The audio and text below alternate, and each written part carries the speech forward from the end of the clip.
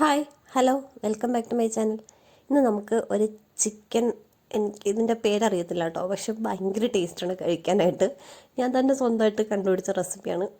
കണ്ടുപിടിച്ചാണെന്നൊന്നും പറയുന്നില്ല, പക്ഷേ സ്വന്തമായിട്ട് ചെയ്ത് നോക്കിയത്. അപ്പോൾ അത് നല്ല ടേസ്റ്റായിട്ട് വന്നു കേട്ടോ.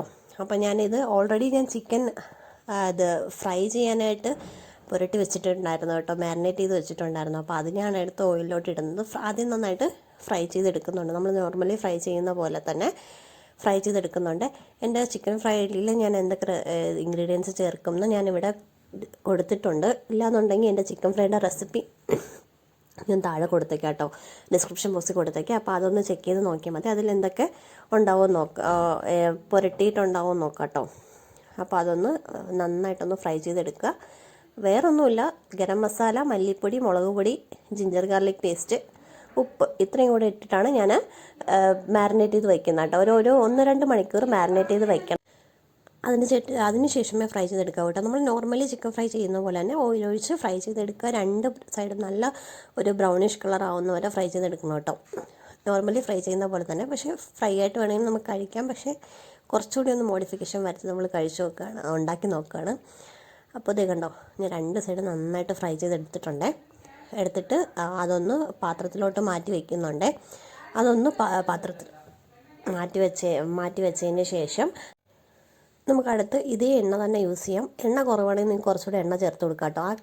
ആ പൊടിയൊക്കെ വരത്തില്ല, അതൊന്ന് നന്നായിട്ടൊന്ന് എടുക്കണം, ഇല്ലെങ്കിൽ അതിൽ കിടന്നിട്ട് കരിഞ്ഞു പോകും. അതുകൊണ്ടാണ് ഞാൻ പറയുന്നത്. നന്നായിട്ടൊന്ന് തോർത്തി എടുത്തതിന് ശേഷം വേണമെങ്കിൽ നമുക്ക് കുറച്ചുകൂടി എണ്ണ ഒഴിച്ച് കൊടുക്കാം. ഞാൻ വെളിച്ചെണ്ണയിൽ തന്നെയാണ് ചെയ്തെടുക്കുന്നത് കേട്ടോ. നിങ്ങൾക്ക് റിഫൈൻഡ് ഓയിൽ ഏതെങ്കിലും യൂസ് ചെയ്യണമെന്നുണ്ടെങ്കിൽ അത് യൂസ് ചെയ്യാം കേട്ടോ. ഇത് കണ്ടോ, നല്ല ഡീപ്പ് ഫ്രൈ ചെയ്തെടുത്തിട്ടുണ്ട്. ഭയങ്കര ക്രിസ്പി അല്ല, പുറമേ ക്രിസ്പിയും അകത്ത് നല്ല ടെൻഡറുമായിട്ടുള്ള ചിക്കനാണ്. അപ്പോൾ അതിലോട്ട് ഞാൻ കുറച്ചുകൂടി ഓയിൽ ഒഴിച്ച് കൊടുക്കുന്നുണ്ട്. ഞാൻ പറഞ്ഞ പോലെ ആവശ്യമുണ്ടെങ്കിൽ മാത്രം ഒഴിച്ച് കൊടുത്താൽ മതി. അതിന് ശേഷം ഞാനിവിടെ ഉള്ളി, ക്യാരറ്റ്, ക്യാപ്സിക്കം, സവോളയാണ് എടുത്തിരിക്കുന്നത്, ടൊമാറ്റോ, ജിഞ്ചർ ഗാർലിക്, ഇത്രയും ഞാനൊന്ന് നീളത്തിൽ കട്ട് ചെയ്തെടുത്തിട്ടുണ്ട്. കണ്ടോ, ചോപ്പ് ചെയ്തതല്ലെങ്കിൽ നീളത്തിൽ അരിഞ്ഞു വെച്ച ജിഞ്ചറും ഗാർലിക്കും ആദ്യം ഇട്ട് കൊടുക്കുക. വെളുത്തുള്ളി, ഇഞ്ചി ആദ്യം ഇട്ട് കൊടുക്കുക. അതൊന്ന് വഴറ്റിയെടുത്തതിന് ശേഷം ഒരു മീഡിയം ഫ്ലെയിമിൽ വെച്ചിട്ട് ചെയ്താൽ മതി കേട്ടോ. ഇതെല്ലാം അതൊന്ന് വഴണ്ട് അതിൻ്റെ പച്ചമണം ഒന്ന് മാറി വരുമ്പോഴേക്കും നമുക്ക് സ്ലൈസ് ചെയ്ത് വെച്ചിരിക്കുന്ന സവാള ചേർത്ത് കൊടുക്കാം.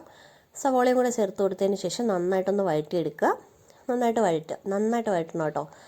വഴറ്റിയതിന് ശേഷം വഴറ്റി വരുമ്പോഴേക്കും നമുക്ക് കുറച്ച് ഉപ്പ് കൂടി ചേർത്ത് കൊടുക്കാം, പെട്ടെന്ന് വഴണ്ട് കിട്ടാനായിട്ടാണ്. ഉപ്പും കൂടി ചേർത്ത് നന്നായിട്ടൊന്ന് വഴറ്റിയെടുക്കുക.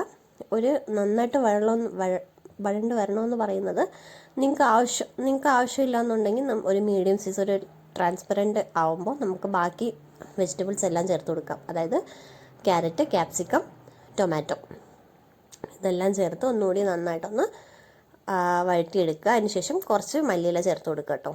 മല്ലിയിലയും കൂടെ ചേർത്ത് കൊടുത്ത് നന്നായിട്ടൊന്ന് വഴറ്റിയെടുക്കുക. അതേ കണ്ടോ, നല്ല ചുരുങ്ങി നല്ല ചെറിയ ക്വാണ്ടിറ്റിയിൽ വന്നിട്ടുണ്ട്. കണ്ടോ, നന്നായിട്ട് വഴണ്ട് വന്നിട്ടുണ്ട് ഈ വെജിറ്റബിൾ.